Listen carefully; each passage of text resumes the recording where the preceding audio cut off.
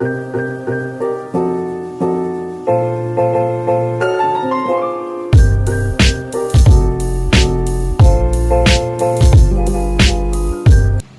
what's up guys? Welcome back to our YouTube channel. We are here again. I am Jezreel. I am Elise. And I am AJ. And we are the Sound Sisters. As for smiling, A for admirable. And M for Mukbang. And for our today's vlog, we'll be explaining about what is virtue ethics. And we will be answer the two questions that came from our fans. yes, and based on our previous vlogs, we're just vlogging common contents like what other vloggers doing. But this time, it is very interesting because we'll be answering those questions while we are eating. So, this content was entitled Mukbang Overload Story Time, your question and answers. So, AJ, So, let's At spaghetti, lumpiang siya fries, chicken, yeah, and chicken nuggets and ham, and there is a Sprite. So let's eat. Okay.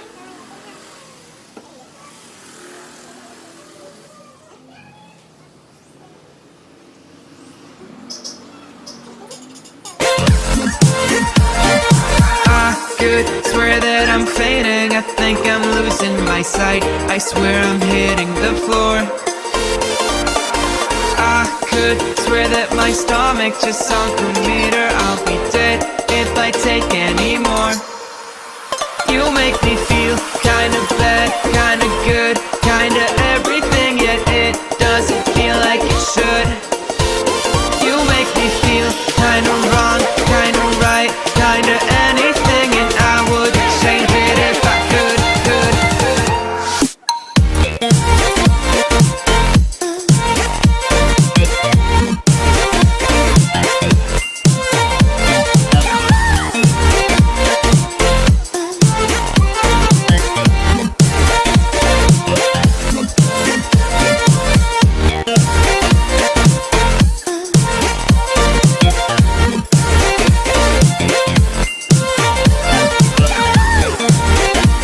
A few moments later. so before we will answer the two questions, I will first ask the two of them, what is virtue ethics for them? So, Win, For me, virtue ethics is our skills, of course.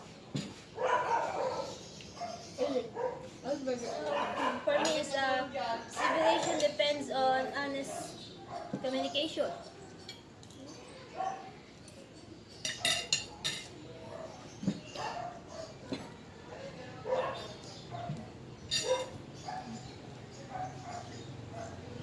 Meanwhile, And for me, virtue ethics is the development of character as a centered theme after trying to define goodness and rightness of a person. Good answer. We know that virtue ethics has three main concepts. First is the excellence, second is the practical wisdom, and then the last one is the eudaimonia or the true happiness. So in this content, we choose eudaimonia, and then after a few minutes, we'll be answering the two questions.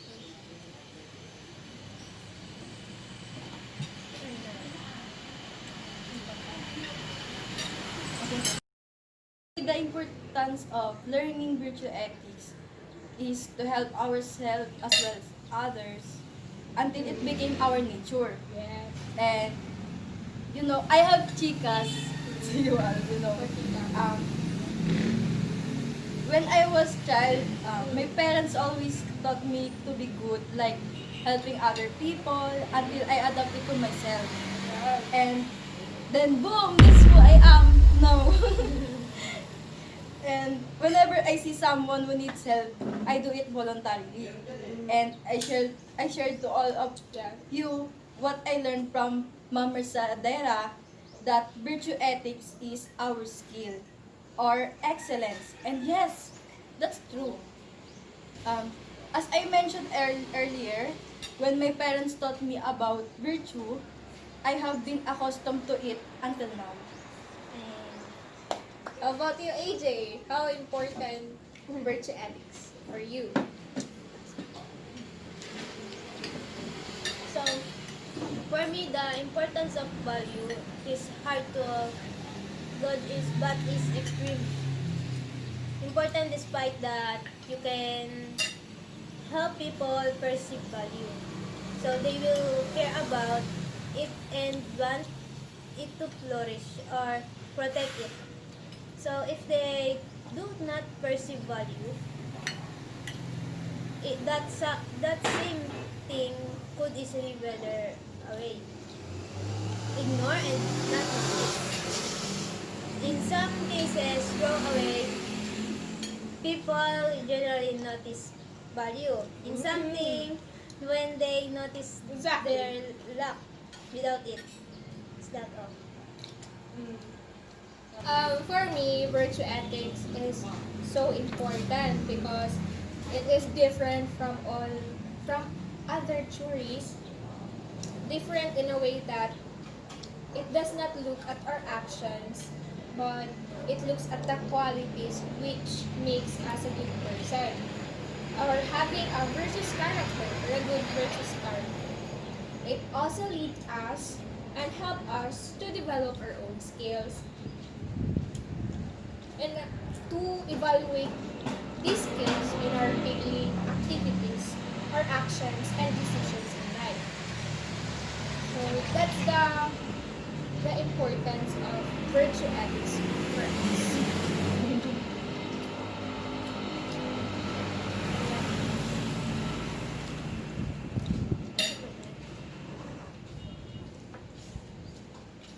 Kumusta naman pagkain, Queen? Sarap. Ha? Tingnan ko lang patay gutom.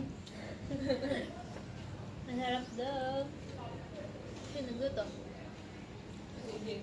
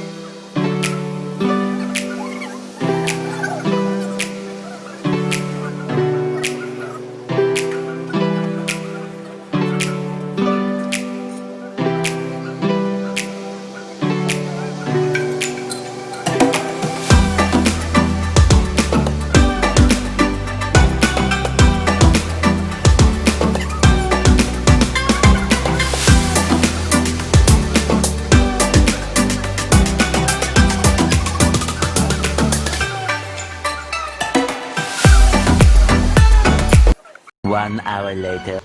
And for the second question, which theory or what theory you will be using in your life and how you will apply this on yourself? So, Kim, Virtue ethics. why virtue ethics? Did you know these quotes from Aristotle? The soul must first be conditioned by good habits, as land must be cultivated by good seed. No, guys, this is my favorite quotes. Right?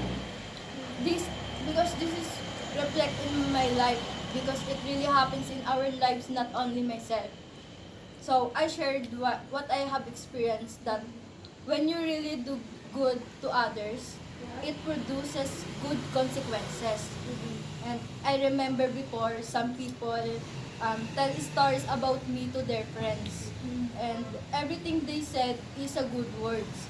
And you know how I feel that time is it's really appreciated. I'm glad that they did not forget all the good I did from them. So, yun. I'm shocked. Sometimes they even give it back to me. They offer voluntarily to treat me anything I want. Yes. And for you, AJ, For me, virtue ethics is generally speaking value cards Yes. for one person. Seeing value it is it. Even it's themselves and continue to value it. People follow example.